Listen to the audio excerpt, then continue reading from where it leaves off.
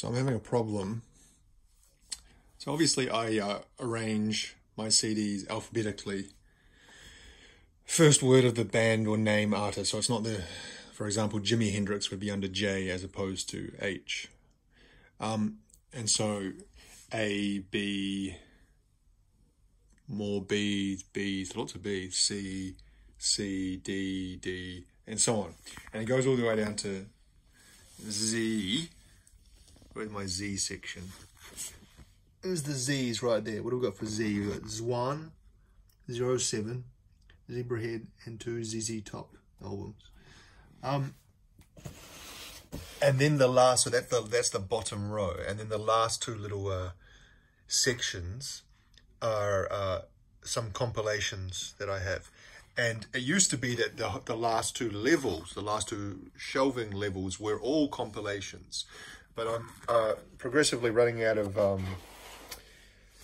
space, obviously. And so what I find is happening is that as I buy new CDs, I have to make space. And it's kind of a pain to do, because what are you going to do? Is like, for example, right now, my A section, well, this is actually not A, this is like numbers, so numbers. But the A section is pretty tightly packed, so I can't actually fit anything in this unit part here. And so if I want to get another A, or even a B, because the A's stop here at Arvo part and go on to the next one, Better Than Ezra.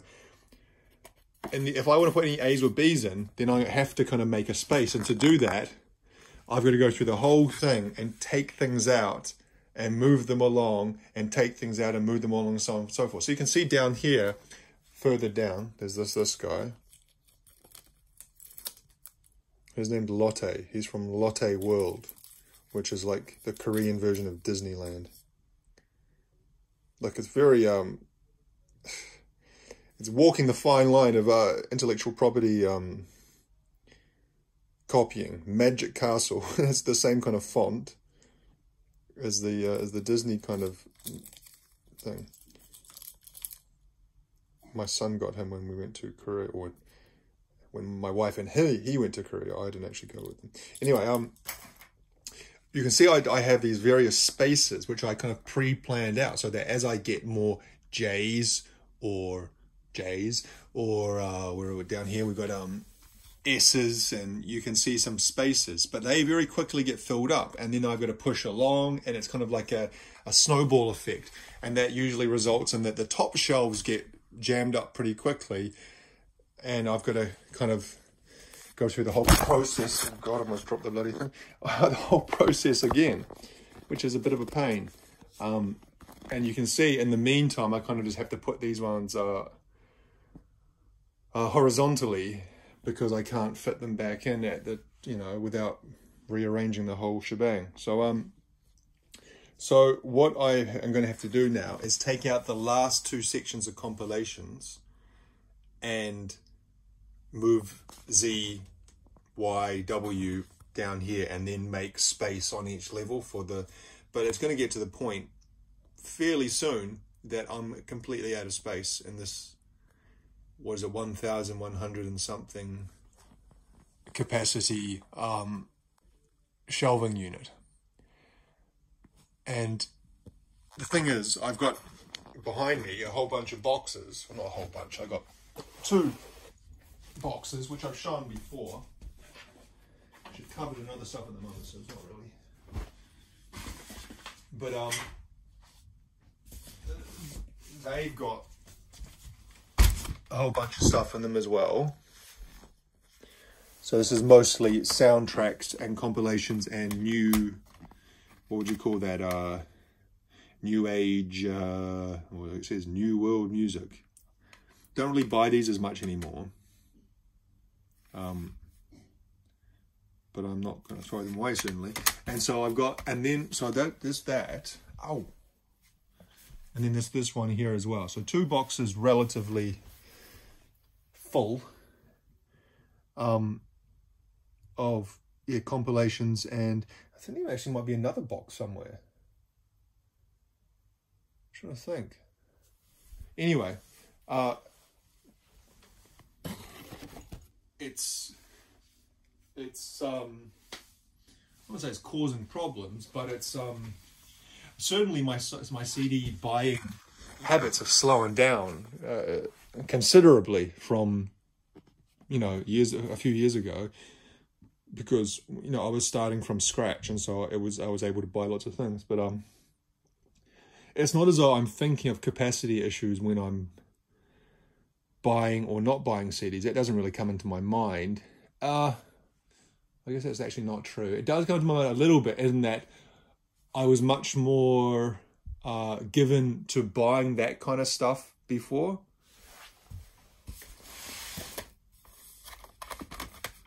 Mountain Paradise, Nature's Magic. Relax and reflect as the music and sounds of nature's magic take you to a breathtaking mountain paradise. Why don't it go blurry? Those kinds of things, I was much more, I'll just go, oh yeah, I'll grab them, because those things are usually 50 cents.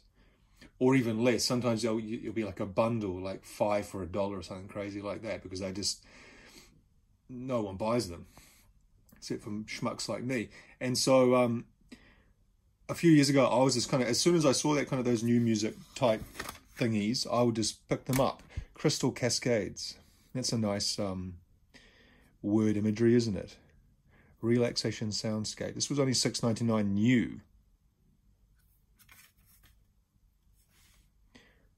Come on. This is from '96. I said before that that kind of the golden age of that new agey music is the '90s. What does this one say? Encapsulated by the mystical splendor of the crystalline waterfall, your mind is at rest. Pools of light and shadow splash your face, reflected by the cascade. You are ready to relax. The wondrous sounds of nature await you. See, they talk a big game, but a lot of these are very samey. They have that background sound of a waterfall or a river, and then this kind of very airy early 90s e-piano sound. I much prefer the more atmospheric stuff, but it can be really hard to guess what is what just by looking at the cover, because they're all pretty cheesy in their own way. But anyway, so yeah, what I'm going to have to do is, like I said, I'm going to have to go through, take that unit there and that unit there, and put those into probably that box there. And the problem with that, and the reason why I don't like keeping things in boxes like that, is because then it's much harder to listen to them. Not as hard as in difficult, as in it's kind of easy when I feel like listening to music. You just come in here and you kind of look up and down at this, and you find something kind of sticks out at you, or you kind of like something catches your attention, and you think, oh, I feel like listening to that. I haven't listened to that for a while. But when they're in a box like this, it's all piled on top of each other. You don't really get that same opportunity, or it's just not conducive to that kind of browsing. And I can't keep them like laid out like that, because this is at the moment, a particularly messy bedroom that I share with my wife, which I'm supposed to clean up before she comes home from work later this afternoon. But it's her bedroom as well, and so I can't just keep it, you know what I mean? A mess. I've got to kind of keep things at least relatively compact and together. So yeah, that's the plan, and that's the thing that you've got to consider. And the other thing that you got to consider is that one day I'm going to move from this house I currently live in. I'm not going to live here forever. And there's going to be a time where I have to move this stuff, which I'm not looking forward to. Moving sucks regardless, doesn't it? Moving is one of life's worst things to do, in my opinion. It's bloody expensive, and it's time-consuming and difficult and everything else negative. And so I'm going to have to pack all these up in boxes. There's going to be a lot of boxes, and they'll get damaged. And bigger worry for me is moving this actual unit, shelving unit, because it wasn't particularly expensive. It was kind of like a budget variety. It was about $200 for that whole thing. which is relatively cheap. You know, you can see them for over $1,000. They're custom made things, but it's not particularly stable. The way that it's like, it was a build your own. I had to build the whole thing, and the way it's constructed is kind of two halves sat on top of each other, and then kind of half-heartedly anchored together. But the anchoring between the two halves is not super strong, and so I could imagine it being very flimsy. You can see there where the join is. See where the line in the withers, because that's the base of the top half, and that's for the bottom half. And so if you were to move it, like, I don't think you can disassemble it. Well, you probably could, but it would be almost impossible to reassemble it, I'd say. It would be reassembled, I don't know. But so that's something that is also on the back of my mind always. But, you know, you can't go through life. So I went through life like that for a long time, is that, and kind of with cause, I, through most of my 20s and 30s, I was living a somewhat, what would you call it?